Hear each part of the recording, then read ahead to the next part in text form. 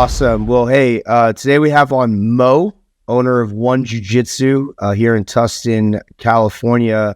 I actually train at One Jiu-Jitsu. I've been training at One Jiu-Jitsu for 3.5 years, and I've seen Mo and Jiva just crushing it. And I think they have a really cool story to tell. So I appreciate you visiting here with me today, Mo. I'm so happy to be here, bud. Thank you. Cool, man. Yeah, dude. So, I think I've seen a few podcasts with Jiva on it, but I've really never heard your story in your side of things. And you're always in the office in the background, getting the work done. And so I've always, as a gym owner myself, been intrigued as to what you're up to and what you're doing. So I'd love to dive in here. So when did you start training jiu-jitsu and what led you there? Okay, so at the time, I think there was already maybe 1 or 2 UFCs going on, and I'm way older than you. So there was something called Yellow Pages. Okay. I popped open the Yellow Pages, and I was just browsing through, and I saw this guy on the cover, and it was Franco, my first coach, and it said, as seen on UFC. And he was like, he had a big frown on his face. Lapel had his phone number blasted across it, like 714-473. Something like you would never see again. And so I was like, what is this? So I went down there. At the time I was lifting a lot. I think I was probably 215, 220.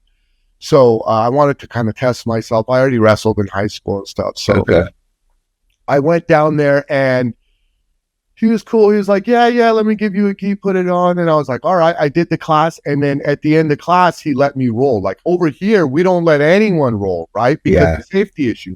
But he knew I was like a knucklehead. So he knew okay, let me get this guy smashed and then we'll see what happens. So he put me against a guy who was Isai. I know your audience doesn't know, but this guy is basically 150 pounds, tiny little guy, blue belt.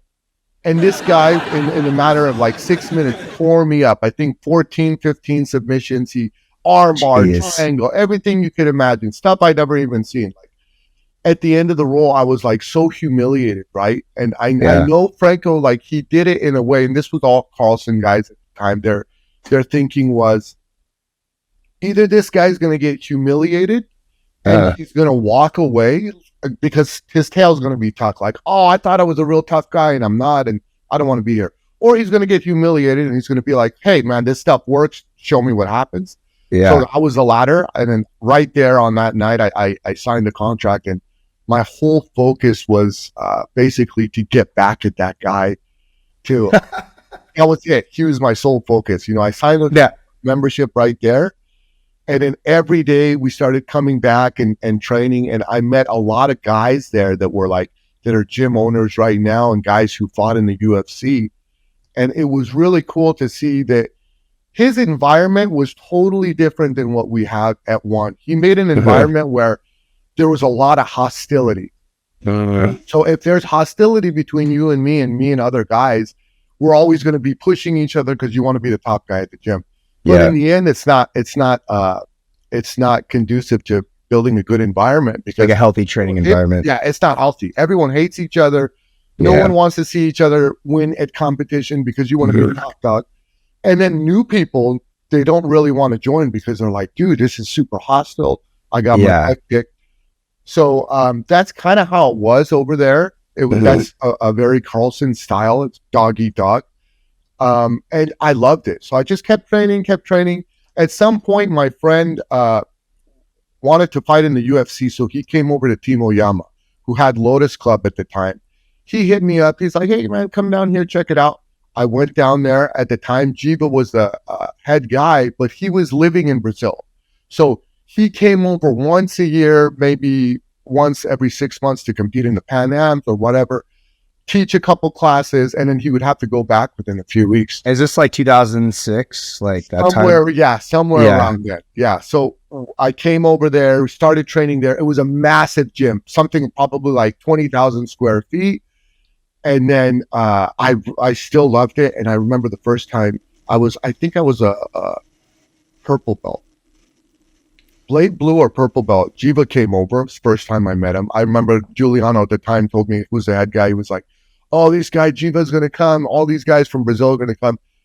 I was like, all right, I'm ready for this. I'm ready for this. I want to see these guys.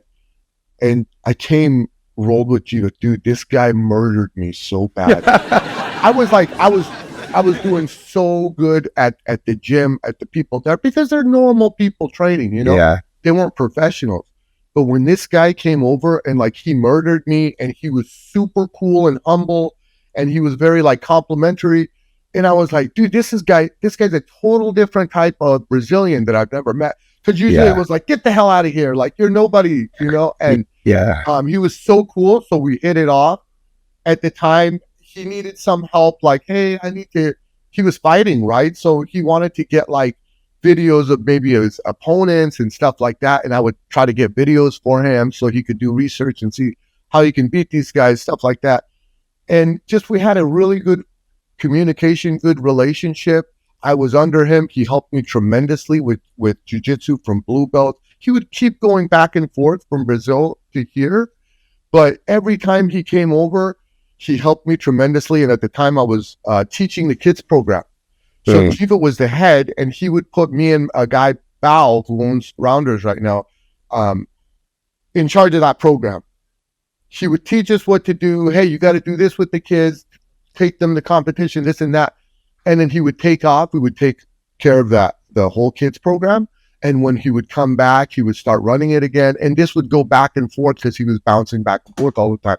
I learned a tremendous amount about teaching kids, about teaching adults, psychology, like sales. How do you do a sale? Why is this guy in the gym in the first place? Like, what does he need? What is he looking for? I wasn't selling memberships, but I was, because I was teaching when those guys were coming in. So if I teach a crappy class, no one's going to sign up, right? And if they think I'm a prick, no one's going to sign up. So I had to learn all those things. It was tough because you kind of learn it on your own. No one like was by fire, trial by fire. Yeah. And if you suck, you're just fired. So I learned. And what were you doing outside of the gym at the time professionally?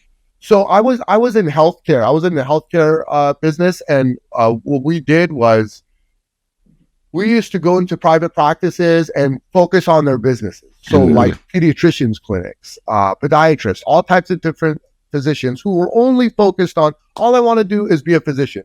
I don't care about the business, but obviously I do.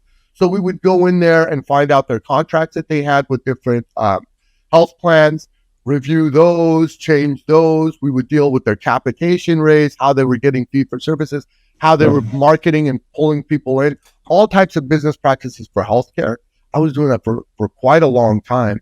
And I learned a lot of small business values from there, and especially how to deal with someone who doesn't give a damn about their business. Because a lot of small business owners are like that. Maybe they want to do jiu-jitsu, they love rolling, but they're like, dude, I don't know how to pull people in. I don't know what to do. And I don't even care about it. I just want to go out there and roll and teach. That's all I want to do. You know, so I learned a lot about that, and I used that and kind of like in the gym sense of, hey, we should do this and that. And slowly I started teaching more classes. That's when I think like Instagram and Facebook came around. So I started taking pictures, posting more social media, and I learned how to like do all the social media for my own classes that I was teaching at Oyama and at Rounders at the time. And it was good, dude. You learned a lot about just doing it by yourself. There was no courses at the time. Unfortunately, I had nobody who was above me who said like, hey, no, this is what you got to do. You got to do this. So I learned by making mistakes and then moving forward and stuff like that. And then we were both at Team Oyama. He was a head instructor for jiu-jitsu at the time. I was teaching Nogi.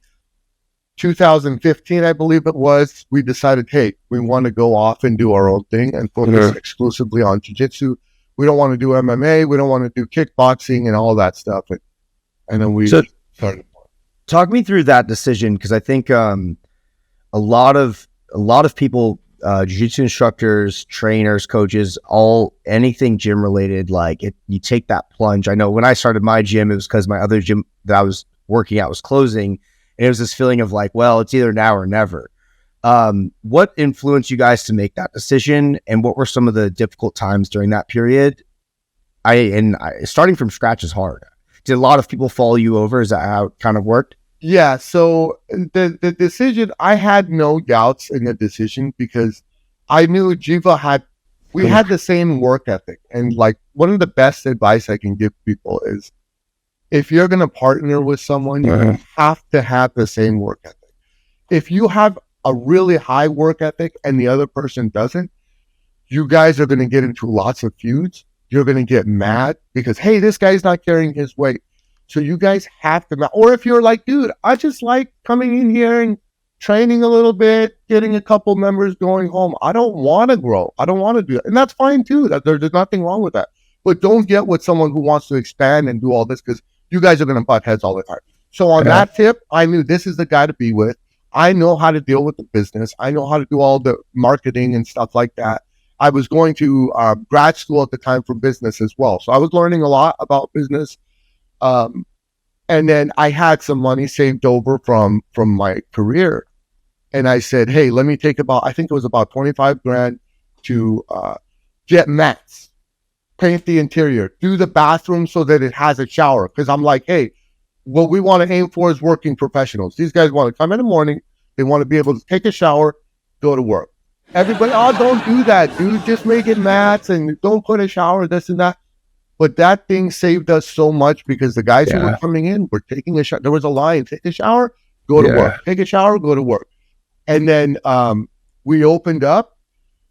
I would say, I think we had about 50 to 60 people who came from Team Oyama over. That's substantial. Yeah, substantial number. Yeah. Yeah. Now, we gave Team Oyama like a year of chance of trying to stay there and make it work.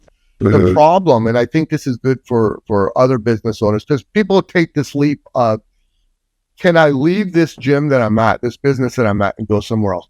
Maybe you shouldn't do that. Why are some reasons that you should and why reasons you shouldn't? At the time, the person who was at the head of everything did not really care about how other people live. The concern wasn't, hey, is Zack going to be able to make a living and be able to pay for his family? Is Jiva going to be able to do it? Is this guy going to be, I don't care about any of that. I just want to focus on fighting, right? Mm-hmm. And that's fine too. But if that's your thing, you got to tell all your guys under you, hey, you guys better figure it out. Because there were guys there 6, 7, 8 years wasting their lives. Now you're in your mid-30s. You have no skills and resources. You have no education. You go try to send your resume out. They're like, what is this? You were fighting for 7 years? Okay, all you can do is be a corner man or a coach or a Tuesday, Thursday instructor.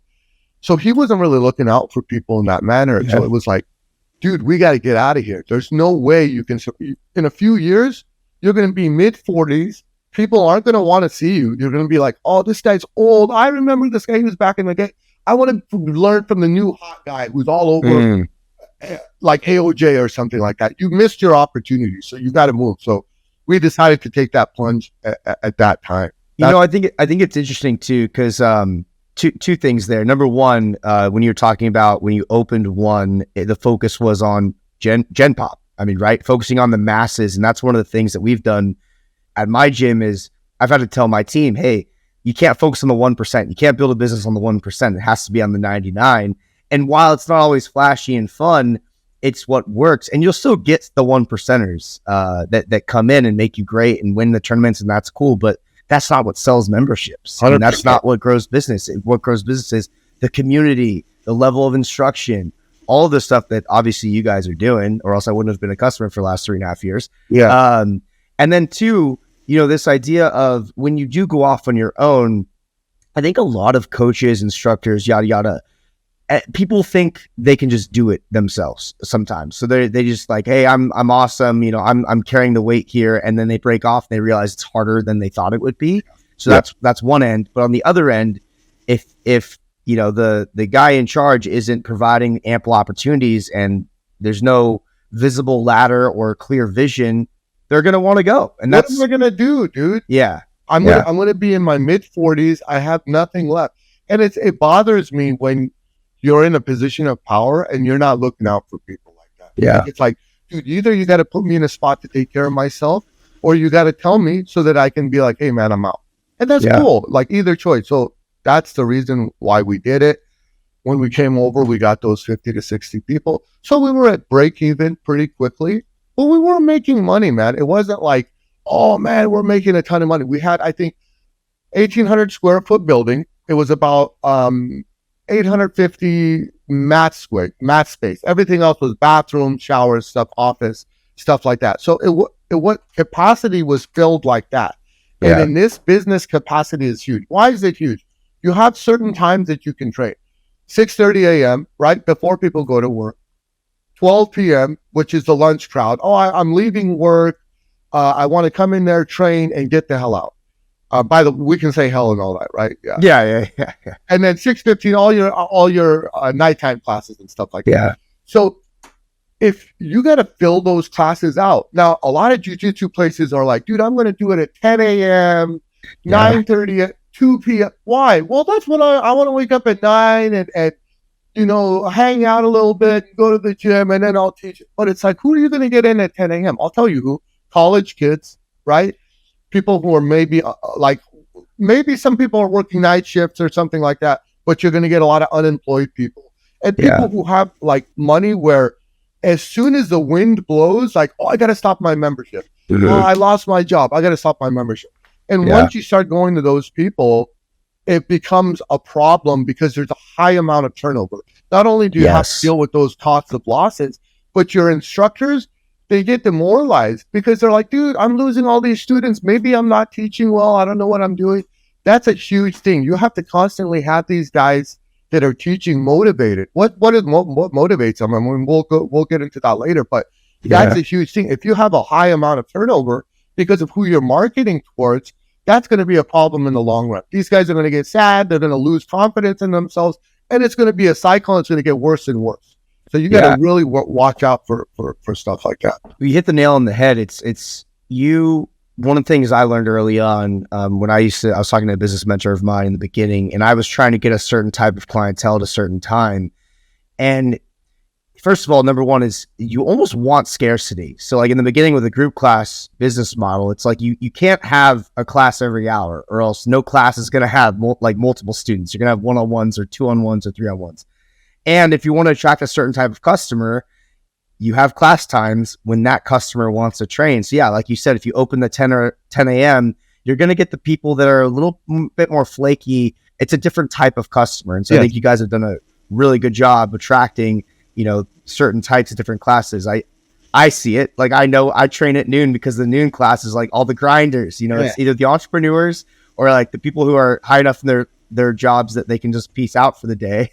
And we all train super hard, and Welly and Jiva trains and all that stuff. But so I think that's epic.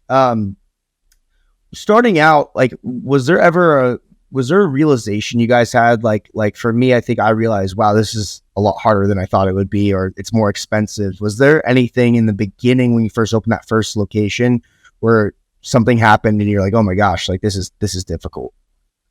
Comes to mind.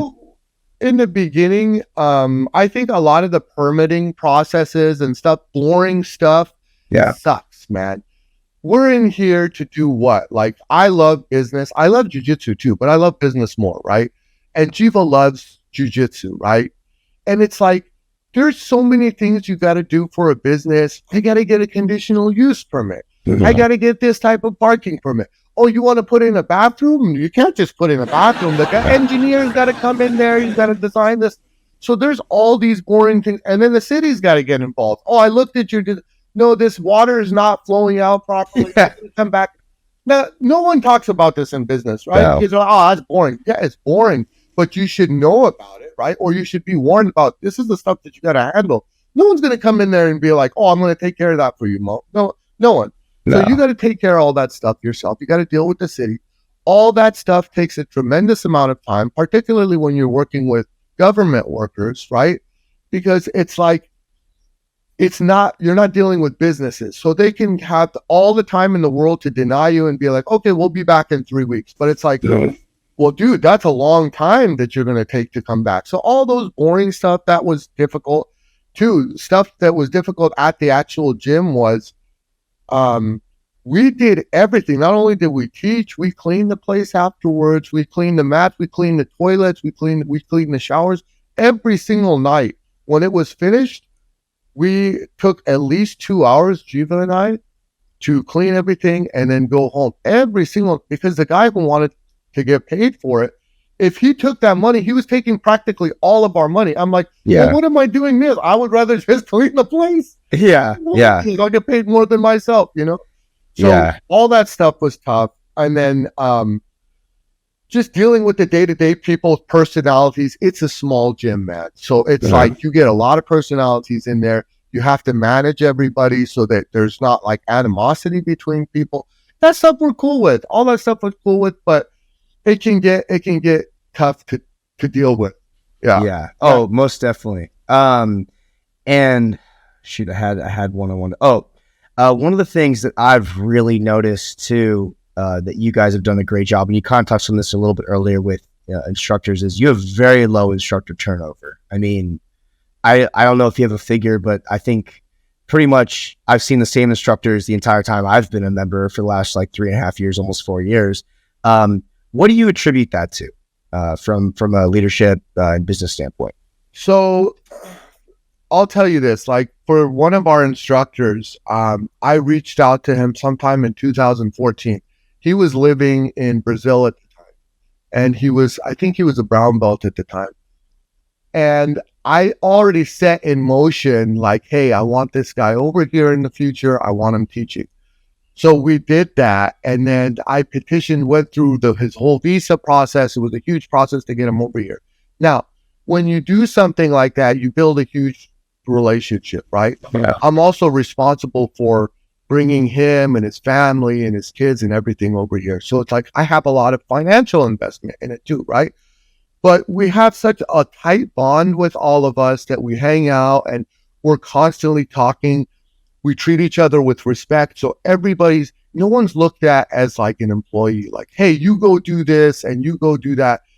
Everyone's contributing, whether it's to the curriculum, whether it's to the training, whether it's to, hey, who should we belt? Who should we rank? Stuff like that. So, and I think when you do all that stuff and you take care of these guys financially, there's more of a reward of, hey, man, I really like these guys. I'm going to stick it out. I'm loyal to these guys, as opposed to me putting an ad in a paper, seeing whoever comes over. Now, the problem with that in jiu-jitsu, it's a huge problem. First of all, it takes 10 years to get your black belt. So I can't just throw out an ad in the paper, right? It's not like anyone's going to come through the door. Now, the guy who comes through the door, I don't know him. I don't know how he deals with kids. I don't know how he deals with women. I don't know how he deals with people. Maybe he's a jerk to the students if he's trying to roll. That's a big liability on me, right? So it's very dangerous for me to take anyone. 2, once he comes over, he starts getting a higher offer from someone else. He bounces. Now, let's just say he bounces. That causes a lot of problems with our members. Why? Now they see instructor turnover. They're like, what's going on? I really like that guy. He was my friend. He was helping me train. Now he's leaving. What's going on with this gym? And it usually goes to whoever owns the gym, right? Yeah. People are going to be like, oh, he's doing something wrong. Oh, it's always on the owner. Yeah. It always, and that's our responsibility. That's what we have to do. So we got to really like be aware of how we're treating people and making them feel like they're a part of the family, which they are, and to keep them over here. And if the high instructor turnover, that's going to turn over into high member turnover, and that's a problem for the gym. So and what sucks is their cycles; they'll just get worse and worse. Oh, exactly. And I bounced around. I've bounced around like a couple of the gyms, either traveling or training. Like during COVID, and we'll get into that. But like when you guys followed the rules for a little bit and closed. But I saw it. I bouncing around other gyms made me realize how amazing you guys were in a few ways. Number one was curriculum, actually having a structure, not just showing up and be like, what do you guys want to do today?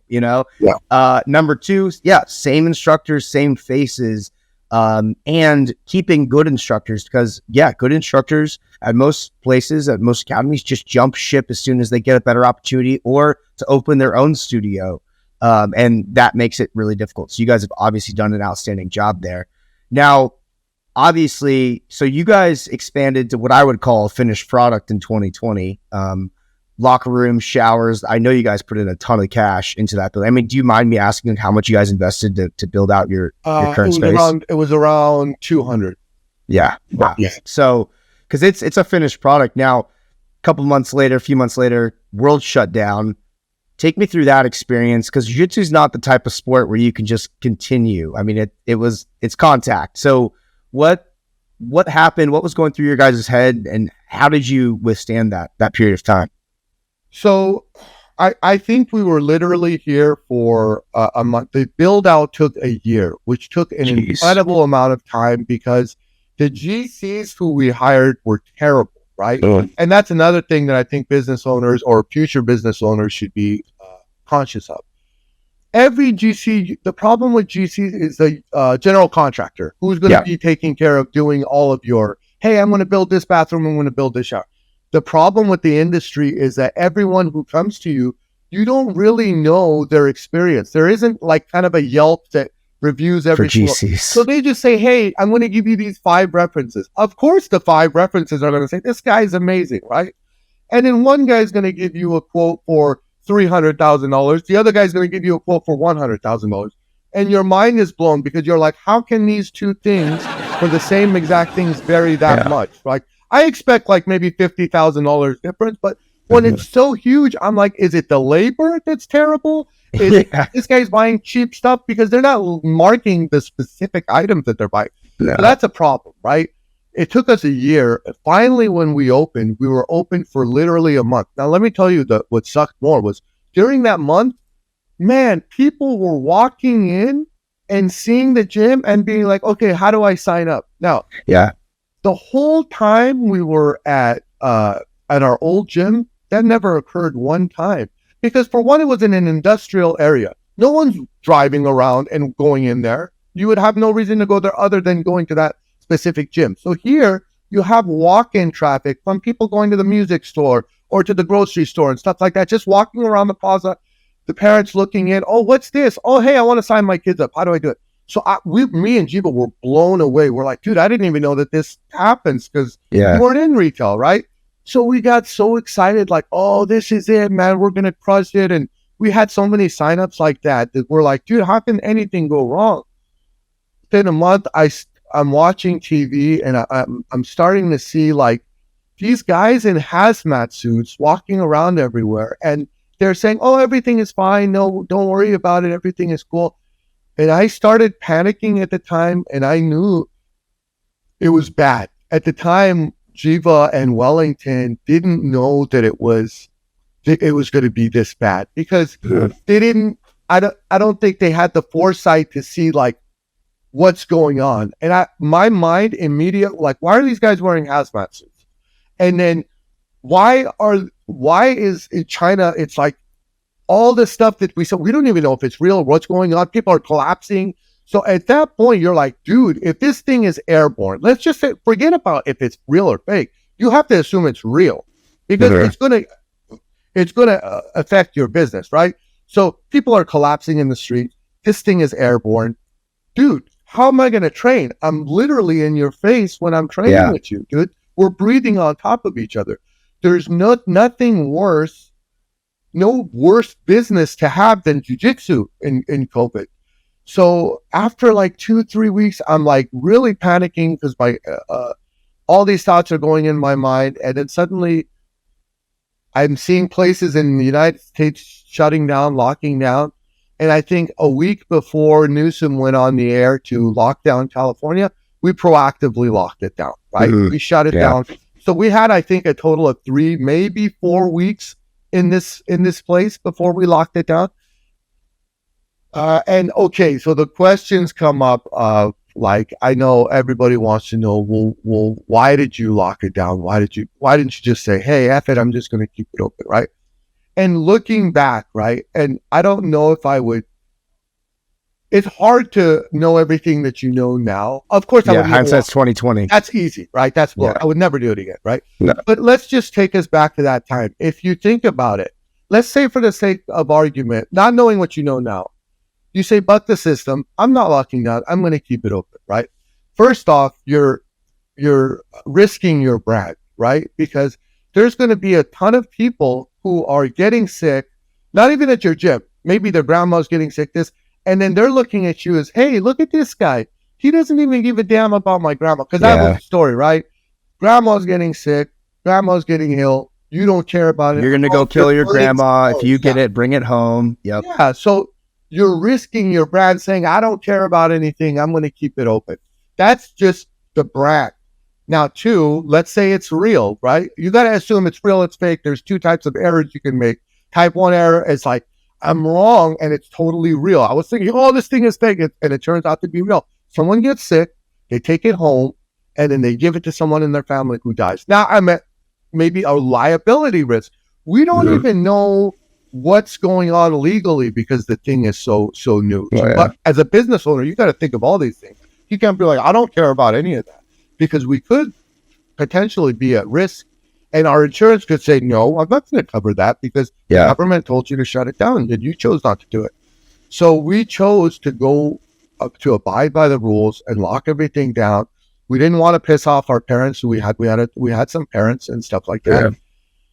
And then, we stayed locked down for, I think, 5-6 months. Yeah. And we, just to go through the process, like when we came back, at some point, I was like, I'm not going to do this anymore. If I'm going to go bankrupt, I'm going to do it on my terms. I'm going to go out fighting. And if I go bankrupt, I go bankrupt. I'm okay with that. I have no problem with that, but I'm not going to go bankrupt. I'm not going to go out dying in compliance with the government. I'm not going to do it.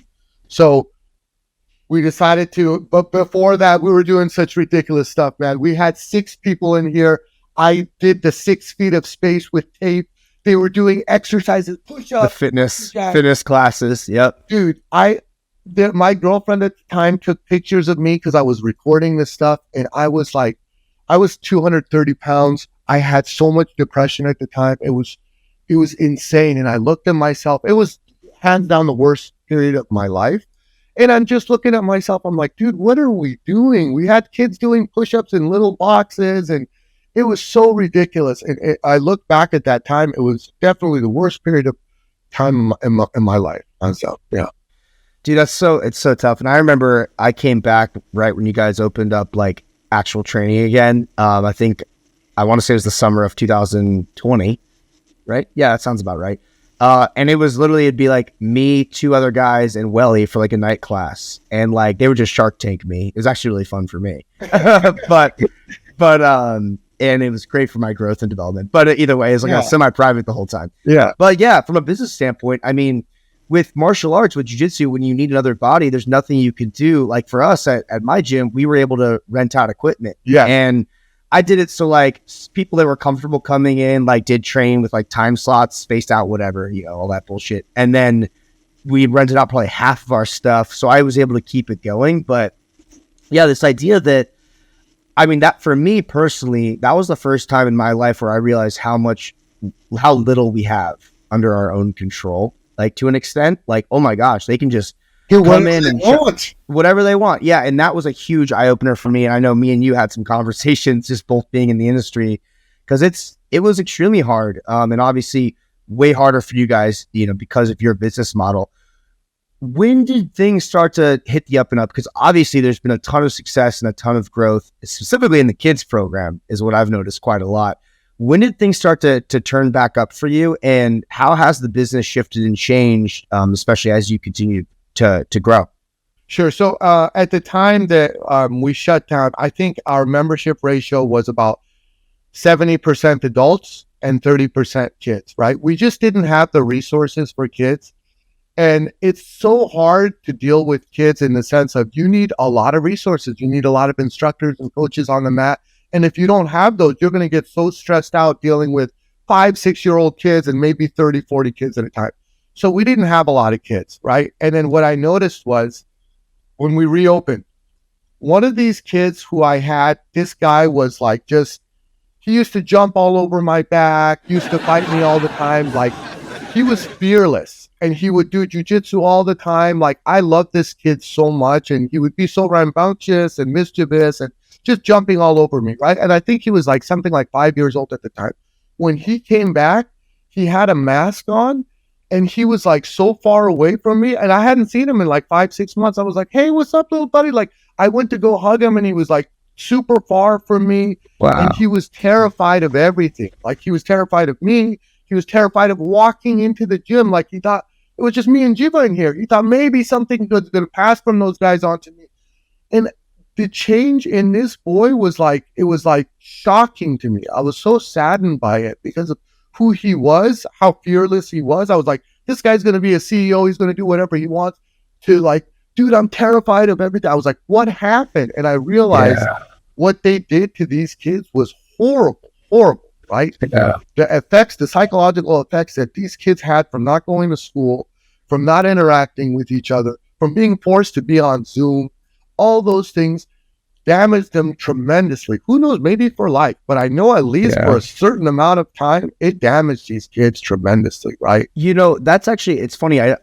Because I don't have kids and we don't work with that many kids. I never really thought about that is if you have like a 10-year-old kid and they were locked down for 2 years, that's 20% of their life has been spent in this weird alternate reality. So for them, it's even crazier than us and the impact it has on them. And they have way less control over their environment with schools and things like that. So, I mean, that had to have been really hard. Really tough. It was tough. And it wasn't just, he wasn't a tail end scenario. Every kid that came in was the same exact way. Masked up, scared to be around each other, scared to be. And I was like, dude, these guys are really, really bad what happened to these kids. So at that point, Jeep and I had these discussions and we're like, dude, we want to invest in this kids program because that's going to be huge. Like these kids need to somehow get out of this mode that they're in and get back to a normalized life. And man, at the time, Newsom was pushing, this is the new normal. This, man, if you remember, I don't know if people remember, but at the time, now everyone's like, no, it wasn't a big deal. We went through it. It was like, no, they were really pushing for this as the new normal. Everything needs to have 6 feet of space. Everyone needs to have a mask on at all the time. You can only have 10% capacity at these times. During winter, we'll give you 10%. Summer, we'll give you 30%. I'm not paying 30% of the rent. I'm paying 100% of the rent. You're giving me 20% capacity, right? So we decided to put everything, all of our resources into the kids program, right? More kids started coming. Parents started saying, dude, I'm seeing a difference in my child, in their behavior, in their confidence. Suddenly, kids started taking their masks off more and more and more. Now, you have a certain group of, a lot of kids that feel more comfortable with the mask on for whatever reason. We never, ever said you cannot wear masks. And we never, ever said you have to wear masks. It's your own decision whether to wear a mask or not. It's your parents' decision. If they want you to wear a mask, you have to wear a mask. If they don't want you to wear a mask, but the only decision the parent cannot make is whether someone else has to wear a mask. That's it. You have complete control of your own child. That's it. You can't control anyone else's child. That's the rules we went by in this academy. Anybody who wanted to wear a mask was welcome to do so. So the parents started seeing this change in the kids' behavior, the confidence and stuff. They started bringing more kids. Hey, I want to tell my neighbors about it. The neighbors started bringing their kids. Suddenly, our kids program got more and more and more. This was before even competitions came back. And we started getting to about 50% between kids and adults. We're about 60% kids, 40% adults right now. And it keeps climbing higher and higher. We started putting more investment into the kids, meaning we got more instructors. Right now, we have about 10, 11 instructors out for the kids program. Everybody gets paid, even all the blue belts who come out there. They get paid. They come out there. They have their times that they have to help. And we start kids from 3 years old. We go 3 to 7. We go 8 and up. We started developing more programs so we could split the kids up. We have a really good workflow and system that we have for the kids right now. We focused a ton on the kids. And one of the things that I see that it's better, it's like you have a lot of longevity with kids. Because as the kid's growing up, if the parent sees that the confidence is changing, they're going to keep enrolling the kid. An adult, I broke up with my girlfriend. I don't want to do this anymore. Anything. That's the best time to do it. Yeah. Break up with your girlfriend, go train. Yeah. But any type of I don't want to do this anymore. They stop, right? Oh yeah. So that's the difference with the kids. So we started investing more and more in the kids. And then we started doing the competitions. Once we started doing the competitions and winning the competitions, more and more parents want to have their kids do competitions. We take a huge group out to these tournaments, about 150 kids and such. We take a massive group of people out there. We have all our coaches out there. They compete. It does tremendously well for the not the morale. Camaraderie. Yeah, camaraderie between the team, and the parents love it. So we keep doing that more and more. We have a really good system for the kids right now. Dude, that's incredible. And you guys posted something maybe a few weeks ago where you posted like your first year early kids classes where it was like 6 or 8 kids. Yeah. And then you posted, some group photos. Do you think that if you could go back, would you have told yourself anything different? Like, hey, let's focus on kids earlier, or it's just right time, right place? Like you wouldn't change a thing. If we had the resources, I would tell myself that. But at the time, it was literally me, Jiva, and Wellington. It's like, how are you 3 going to be able to handle all these kids? You can't. There's just way too many kids. And there was a capacity issue too, because the gym was really small. So I don't want to always tell myself, you screwed up. You could have done all this way earlier. In this sense, the COVID thing helped. I have to admit that COVID and all the ridiculous things that they did for it, it helped because I hate to say it because it did such a bad effect on these kids that it gave martial arts academies an opportunity to kind of appeal to these kids, to normalize them, to bring them out of that funk. And that was the right opportunity at the time. Yeah. Now, and shifting to adults too, I've always wondered, there's always the jokes of like someone gets their blue belt and they leave. What is the number? And I've asked like Willie, but of course, like you're the one that knows the numbers. Like how many people actually stay like to blue belt? They sign up and they stay through that period of time. Do you have a figure? Yeah. I've always just wanted to know. Between 10 to 15%. 10 to 15%. Yeah. So it's interesting. So do you think, and that's just because they try jiu-jitsu, they do a class, they do 3 months. Like when's the drop-off rate typically? It's about 9 months. Really? Okay, but I mean, you got to kind of like, I would say combat sports are the toughest sports that there is. And I think particularly with jiu-jitsu, why? You're telling another human being, I submit to you. So that's like I don't want to say the lowest point, but you're saying to another person, particularly for guys, I would think that it's hard. Yeah, it's an ego buster. Yeah, ego-wise, right? Especially a lot of us come in like lifting and thinking we're tough and stuff like that. Both, and smashed out, and it's like, I give up, dude. You're better than doing that 3-4 times a day, and then doing that 4 or 5 times a week, dude. At some point, you're going to be like, I don't want to do this. I don't beat anyone. Everyone beats me. I don't want to keep doing this. Yeah, because I used to I started training noons predominantly maybe like a year and a half ago or so, maybe 2 years ago. I'm not sure when, but sometimes I would get so beat up at noon class that like I would have to go back to the night class to like actually feel like I was doing something good again. Like going. Yeah. You're 100% right. And I'm going to say this about, you have a certain personality, right? Yeah. I would say if someone taps you or something like that, when you go home to go sleep at night, you think about it. How did this guy tap me, like technically wise, to maybe how could I lose to this guy? How did this guy pass my gut? That's a certain type of person. That's a certain type. And that's very rare in jiu-jitsu. That's not the majority of people. The majority of people who come in on a day-to-day basis getting beat up, they're going to be like, dude, I don't want to do this anymore. They're going to want to quit. They want to go do something. I'm good at basketball. I won my game. I want to keep playing basketball. You want to do something that you're consistently winning. Not, hey, bro, in 6 years, you're going to be good and start beating. Yeah. Doing that, Go ahead. It's crazy. I mean, just from being a business owner myself, like one of the things I harp on in business ownership is time horizons, playing the long game. And jiu-jitsu is just 100%. That.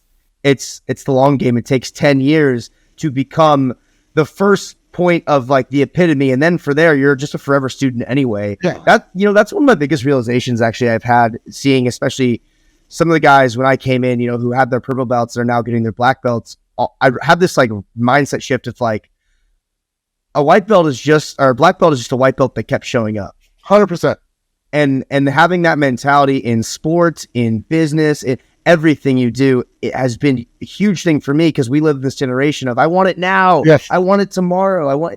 And I have that personality of like, I always want it now, but being forced to not get it now or tomorrow and forced to keep going and keep doing and rinse and repeat has been so good for me. that it has applied to every facet of my life for sure, long term. And I want to just kind of like talk about something else. Yeah. The thing that you got to remember that as a business owner is not everyone's like you, right? So I can't try to create an environment in here where I'm always like, hey, bro, in a year, you're going to get good. And finally, you're going to tap some, because I got to expect people are not going to be willing to go through that. And then if they quit, I can't be like, oh, you loser. I knew you were made never. Because then you could create a terrible culture in here and you're not going to do well for business. So you got to make somehow, like a lot of the stuff that I do for kids, right? When the kid is, sometimes one child is getting beat up by everyone and he's not going to want to continue. I got to find someone that he can beat so that he can beat that guy and not be demoralized all the time. And one of the things we do as instructors for the kids is we find out who to match who with to constantly like make them feel better about themselves so they come back tomorrow. Because if they continuously lose, they can't be like adults. Adults can go maybe 9 months. A kid can go 3 months if he's continuously losing before he quits. So that's a lot of the things that we got to do in jiu-jitsu, like psychology-wise, is how do we get these guys to come back? Well, how do I motivate these kids? It might be with matches, it might be with games and stuff like that. But it can't be me expecting everyone to be like Zack, the tough guy that he's going to always constantly come back and he's looking to better himself as a human being. You just can't expect it, you know? Yeah. It's awesome that we have you, but we can't. Hey, maybe I'm the 1%. Yeah. You got to get cater to the 99. Yeah. I mean, it's funny because I love to compete. You know, that's one of the things, because I love just having a goal and something to hit. And there's sometimes where I'm like, oh man, I wish there was like a pure comp class, but then my business owner brain goes like, it would make no sense for them to open up something like that, just because that's not the focus. And like, I respect that. And I still show up and have fun and kill it in comps too. One of the things I want to ask you too, I think a lot of academies weaponize stripes and belts as like a retention strategy. What are your thoughts on that? I mean, I feel like you guys promote, I know for adults, about maybe every 6 months or so, like a stripe or a belt. Sure. What are your thoughts on these academies that, hey, you showed up for 30 days, here's your stripe, 90 days, what are your thoughts on that? Okay, so first, I always want to say it's not my place to question any other professor and who they've striped or anything like that. Yeah. I would never do that. No one that ever comes in here can I say, oh, that's not a legitimate this, that's not a legitimate that. I can never say that. Whatever the reasons a professor granted that's their reasons, and I have to accept it as another professor. Now, but let me just tell you kind of the dangers of what happens, particularly with kids. When you're always striping and you're always giving a higher rank. I've seen kids get, like, let's say a gray belt when they've been training 6-7 months. It takes us about 2 years to give a gray belt. Wow. The problem is when this gray belt comes into a new academy, at home, when you keep someone at home, it's easy. You don't let them go out the house. You can protect, you can create every variable. So you control everything like it's a lab experiment.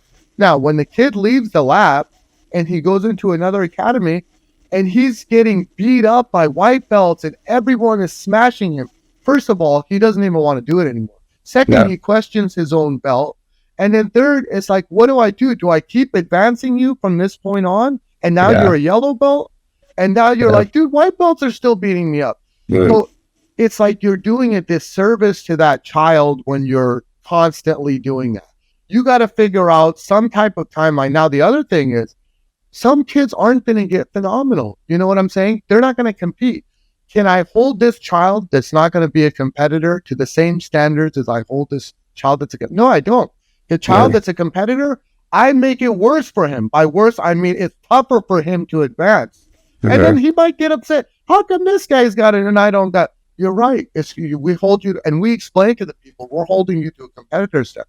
We say the same thing with you. We say the same thing with adults. So it's no different.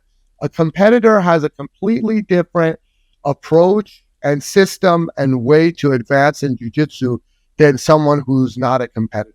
Now, the non-competitor, let's say he's a 50-year-old man who's coming in here and he's training 3-4 days. Yeah, he's not going to beat you up. Yeah, you're going to beat him up, Zack. What do you want me to do? Oh, you can't. Zack beat you, so I can't advance you anymore. The guy will always quit. You know what I'm saying? Yeah. So I got to look at him and I've got to be like, dude, this guy has 3 kids. He has a career. He's coming in here 3-4 days and he's rolling with Zack. Yeah, Zack's he's giving his version of 100%. Yes, he's giving his version of 100%, and that's all I can take from him. Yeah, that's all I can take from him. That's a big one too, because I think some people, they get frustrated or like, for me, like I've been training 3.5 years, still a blue belt, still very stoked to like be at that level and to continue to crush it and continue to prove it. And then you have some guys, that, like I might beat someone that's maybe more advanced, but like they're a dad, they have a 9-to-5 job, they're training after work. I train a lot, like sometimes 8 sessions a week. Like it's just a different level of all you've got. And so you have to respect the guy that's giving all he literally has to show up. I mean, it's kind of like Ray, who just got his black belt and his story and his journey. You know what I mean? Really cool when he said it. Yeah. I thought, like, when he said it, I was like, dude, that's what this is about. It was so cool to capture him, and especially Kevin and Michael, because they all have different paths. Everybody's not a competitor, a monster out there on the mats, And what we also have to do is tell the competitors like yourself, hey, this is what's going on, so you understand it. We want you to understand it. We don't want there to be like this big cloud where you're like, dude, how come I'm being treated like this and they're being treated like that? We want you to stay as well. And I know you understand, but a lot of competitors don't, and they get upset about that. Yeah. You, as an instructor, as we have to explain this system to everyone so they understand it. Yeah, 100%. I only got up on striping people that these are risks. They leave the home and they go into another academy, or if they enter a tournament, which they're going to get, man, if you compete, man, you're going to get hurt. You get exposed real fast. You're risking your safety if you compete. So if I can keep the guy at home my whole life, then okay, I understand like striping him and all this guy. Controlled environment. But you can't, man. You got to look out for that kid's best interest, 100%. Yeah. And a couple more things. So I know you touched on this a little bit earlier about partnership with Jiva and work ethic being obviously a huge factor in both of your guys' successes with the gym. What advice would you give other academy owners, gym owners that are looking to open their own studio potentially with a partner? How do you create a successful partnership? Because I've seen a lot of them fail. I mean, I've had personal experience there. A lot of partnerships don't work. So what has really made your guys' work particularly? So I think your personalities have to match. You don't have to agree to the same things, but one, you have to have the same values. If one guy, the only thing he values is money, and the other guy, only thing he values is people feeling great about themselves, that's going to be a problem. But if they both value those things, and one was 40%, one is 50%, it's okay. You guys have to have the same values. You guys have to have the same principles, same work ethics, and then you guys can consider going into a partnership. Now, the partner that what I would advise other people that are opening is, I see some people, as a business owner, you got to wear a lot of hats. But in jiu-jitsu, the tough thing is, I see business owners that are going out there on the mat, busting their ass, training with the students, right? And then rushing back trying to make a sale. Now, that looks so unprofessional to the mom, to the parent, to the student. Me huffing and puffing, sweating, jumping in my seat. Let me see if I remember this password and all that. That's a thing from the 90s, from 2000s, early, when that's the only guy who could do everything. He had to do the sales. So if you start the partnership, you got to figure out, what do we specialize in? Okay, you're fantastic. Jiva is an amazing, Wellington, Khayat, amazing instructors. I have nothing but confidence in these guys. I used to teach for, I think, 10 years, like a long time, right? So I know how to teach as well, but I have more confidence in these guys. My specialty is marketing, business. These are the things that I'm good at. So I look at it as like, we're Guns N' Roses. I don't look at if I'm Axel or if I'm the guitar player. I don't want to be Axel. No, I'm lead guitar player, or I'm rhythm guitar player. I don't want to be the head guy of everybody coming in here and looking at me. When you have a personality that everyone wants to be ahead, it's going to be a problem. Jiva has no issue with me focusing on these business things. And I have no issue with him being the head of, because we have nothing but confidence in each other. And you got to know when to step back. Dude, these guys are awesome. Stop trying to force yourself onto everyone so everyone can come down and bow to me so I can be the man at the beginning of class. Because there's those egos involved, right? And when you go to the back, That's another thing. When you go to the backside and the office side, people don't know how a business gets put together. So when you go watch the UFC, you don't know why did they get those lights? Why did they use that font? Why are they using this music? Why this? No one cares about those. Well, you think they don't care. All they care about is Conor McGregor fought Khabib. What a fight. But if it wasn't for those elements, you wouldn't even care about that fight. And that fight would not be the same in Bellator. That fight would not be the same in a third-party organization. So all of those things of how that UFC got together, it's huge. And you have to care as a business owner. Maybe as a consumer, you think you don't care because you don't know how it got together. But when you see those lights and you see the font and everything, and here we go, and you're like, oh, damn, I'm ready to watch this fight. All those things that go into building that brand are huge. And the consumer knows it even if they think that they don't. So you got to know when to pull yourself back. Now, my point being, when you're in the office and you're building the business, people don't know what you're doing. So people don't know how the businesses why are people coming in here in the first place? I don't know. It's just more packed. All you see is, you guys are packed now, man. You guys are really packed. So something's good is happening. You probably on the backside don't receive the same type of recognition as you do in the front, because naturally, if I go to the front and I teach a class and there's 50, 60 people bowing to me and coming and shaking, of course I'm with you, you're the man, and everyone's clapping. So you have to learn how to deal with your ego. If you can't, you're going to do things to jeopardize that position. You're going to jeopardize him in some manner. So you feel like, oh, I got to get, because I'm mad, I'm not getting the thing that I need. But in my mind, the way that I work is those things don't matter as long as the business is growing and we can keep expanding and people are getting paid. We now have 15 employees. I have 2 gyms, more employees. And it's like, dude, everyone is eating together. Everyone is making money. Everyone is being able to make a living. Those things are important to me right now. Yep. I'm not in my 20s where I'm like, I got to be given a high five from everybody all the time. Yeah. So you got to be able to pull yourself back and deal with those things. Yeah.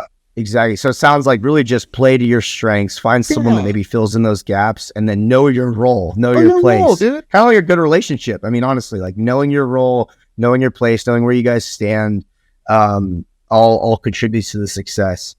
And then if you could give one piece of advice to someone who's looking to start their own academy just on their own, what would you tell that person? First thing that you should do is learn how to be an instructor, right? When you're an instructor, do more than teach an arm bar or how to pass the guard. Learn when that guy is coming in for a trial. Why is this guy here? Hey, dude, what's your name? My name is John. What are you doing here? What are you trying to get out of jiu-jitsu? Learn why that guy is coming in. Try to build that data to find out, why are people coming to did this guy get beat up? No. Is he just bored at home? Why are people coming in here in the first place? What is this guy missing, right? Because the majority of people are coming in have something negative, like in this, not in the sense of that they got beat up, like I'm bored at home. I want to get in better shape. Like, so that's why they're there. They didn't just randomly pop up. Learn about that. Learn how can you, what is jiu-jitsu doing to solve the problem of this issue, right? That's going to teach you how to sell that membership. So you're learning sales, not just teach, because when these guys are teaching, a lot of times they're just thinking, oh, I'm just teaching the technique. And it's like, it's so much more than that. Once you start learning those sales, then you got to figure out, okay, how can I do marketing? Dude, you got a phone? Figure out how to market your own class. Yeah. Don't do something against the gym. Meaning, I've seen a lot of guys in my industry where my friends have a gym and they have an instructor, and the instructor is promoting his own brand. Business. It would be like Wellington being in here and being like, Wellington Modena Jiu-Jitsu. I would cut that out in a second. Well, would never do that. But it's like, of course, you don't see me promoting Mo. Jiva doesn't promote Jiva. We don't allow that at all. So you, as a business owner, you got to nip that in the bud. But learn, okay, during this time that I'm here teaching, I'm going to promote rounders. I'm going to promote One Jiu-Jitsu. Learn how to promote. I'm going to take pictures of this guy and see how many likes does it get? How many comments does it get? Okay, what works? What doesn't work? All those things that you're doing, you're gathering data. And then once you finally you have enough money saved up to open up a gym, maybe you go into a partnership with someone who has the same values and principles, work ethic. You guys decide to go and pool in your money, open up a gym, and you already have this knowledge and experience of how to market, how to do sales. You already know how to teach. The problem with jiu-jitsu is that people focus only on the jiu-jitsu. They only focus on teaching or doing that technique during rolling, when it's like so much more than that. No matter how efficient you are at a technique, a guy may not even come in for you to show the technique, or when you come in and you show it, you are so brutal with it that he's like, I don't want to be here. Like, you have no personality. You seem lame to me, so I'm not going to come back. You got to figure out all those things, and you can learn it while you're teaching at another gym, and help that gym grow. Help that gym grow during that time, so that when you go off to do your own thing, there's no hardness. There's no like animosity between the two. Yeah, you don't want to burn bridges, especially in an industry like the community is small. I mean, I feel like a lot of people know a lot of people. And it happens, but it's like you just, you want to do the right thing for the right time that you're there. If something happens in the sense that they never gave you an opportunity, that's all variables we're not going to get into. But it's like, do the right thing during that time, learn those skills so that once you open your own space, you have a good starting point. You're not starting from scratch. I don't know how to market. I don't know how to teach. I don't know how to do. All I know is how to beat people up, and I know how to teach. That's not going to pull people in the first place, you know? Yeah, you have to. One of the things I tell gym owners a lot, coaching gym business, is you have to treat the business like a business. And if you treat it like a passion project, if you treat it like it's part of your sport, it's not going to work. It has to be treated like a business with the respect that it deserves, or it'll stay small forever. I mean, it won't grow. Yeah. And it's all about your clients and your customers. That's all that matters, because they're paying your bills. You're teaching because they exist. You know what I'm saying? So like, people, we get caught in that, we're this or that, or we don't want to deal with this. Coming in here. Yeah, I'm the man. It's all me. It's because of me. No, none of that. I've seen a lot of gyms pop up with someone who's social media famous. They open it and like expecting people show up, and they don't. So it's about the customer. I love what you had to say, man. Well, dude, I really appreciate your time today, man. This was awesome, super insightful. Even just being a customer of yours and learning more about the business behind the scenes, I think it'll be really helpful for a lot of folks, both in just normal gym ownership and academy ownership and things like that. So I appreciate your time. Yeah, I had a great time. Anytime you guys want to get into some specifics, like, I mean, I think you can go a whole thing on COVID and what went wrong. And it affected everything. But I had a great time here, dude. I'm always here for you guys. Thank you so much.